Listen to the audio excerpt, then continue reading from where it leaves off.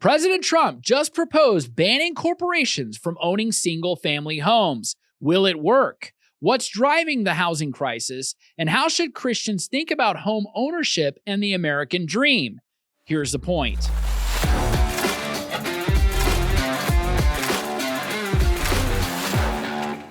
This week, President Trump sent shockwaves through Wall Street when he announced via Truth Social his plans to ban large corporations and foreign entities from purchasing single-family homes. The proposal targets institutional investors like Blackstone and other real estate investment trusts that have been buying up American homes by the hundreds of thousands, driving up prices and locking out first-time buyers. Political support came swiftly from both sides of the aisle. Senator Bernie Moreno announced he would introduce legislation to codify the ban. Quote, millions of young Americans have been locked out of the American dream, end quote. Representative Riley Moore called it huge, while Senator Josh Hawley and Jim Banks signaled support.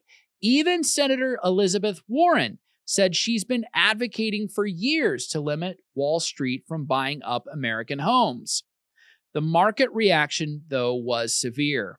Invitation Homes tumbled 6%. Blackstone fell 9%. American Home for Rent dropped 6.3%. And Wall Street understood completely Trump means business.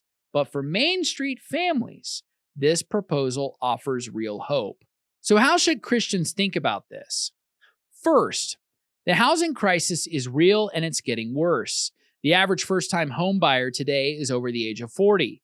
The average home buyer overall is in their 50s. Compare that to 1981 under Ronald Reagan, when the average home buyer was 31 and the average first-time home buyer was just 29 years old. But it's not just about age, it's about affordability. In 1981, the median home price was around $69,000, which equals roughly $238,000 in today's dollars. The actual median home price today is $415,000. That's 74% higher than it should be if prices had kept up with inflation. Meanwhile, median household income grew only 45% when adjusted for inflation from 1984 to 2021, while home prices increased 104%. Young families today face home prices that have grown far greater, more than twice as fast as their wages. No wonder socialism sounds appealing to a generation that feels locked out. Second, multiple factors drive this crisis. More than 574,000 single-family homes are owned by major financial institutions, heavily concentrated in specific markets. Some Sun Belt cities see institutional ownership reach as high as 25% of single-family rentals. Foreign ownership compounds the problem. Chinese buyers alone spent $13.7 billion on U.S. homes between April 2024 and March 2025, purchasing 11,700 homes with 71% all cash offers. China should own $0 worth of American property. Zero. Add interest rates at over 6% and federal tax policy that keeps boomers from selling for fear of capital gains taxes, and you have a perfect storm constraining supply and inflating prices. Trump's proposal targets this directly. As Trump said plainly, people live in homes, not corporations. Third, homeownership remains the pathway to prosperity and security for most Americans. The majority of families' net worth is tied up in their homes. Renters have no financial security for their future. They're building on someone else's wealth, not their own. This matters for civilization itself. When young people can work hard, save money, buy a home, build equity, and pass something on to their children, you have a stable society. When that pathway is blocked, you breed radicalization. A nation of renters is a nation primed for Marxist revolution. Finally, this debate reveals a deeper crisis of economic and spiritual illiteracy.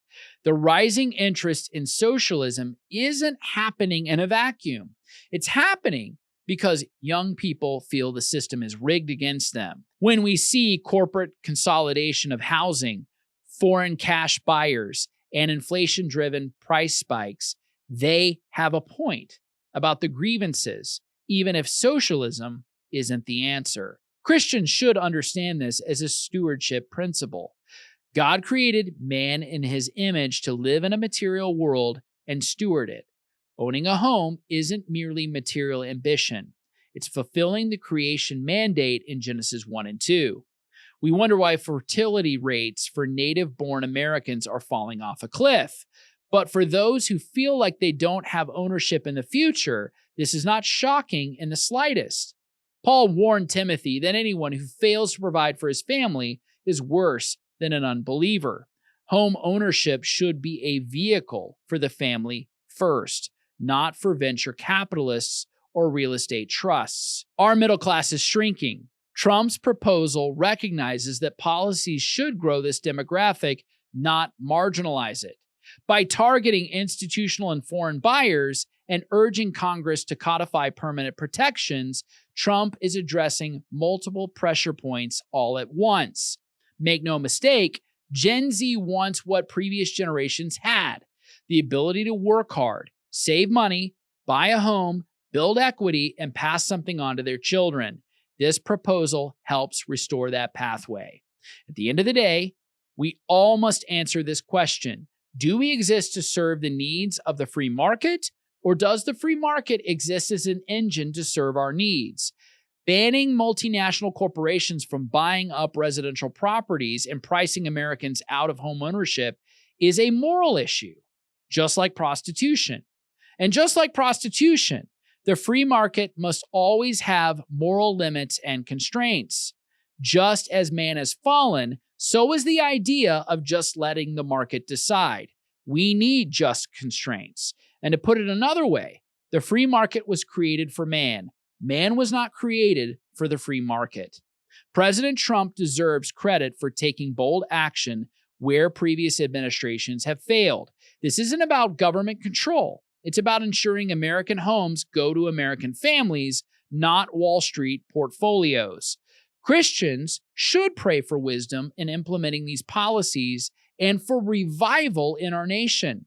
We should recognize that owning a home, stewarding property, building wealth for future generations is part of what God intended when He made us to cultivate and care for His creation. Remember, Americans need opportunity to plant roots in a community, to love, to own, and to live, and to fight, and to die for that community. We should not allow multinational corporations to steal this opportunity for the sake of them maximizing shareholder profit. It should be family first. That's why this issue matters, not just economically, but as a case for a free and flourishing society. May God grant us the wisdom to get this right.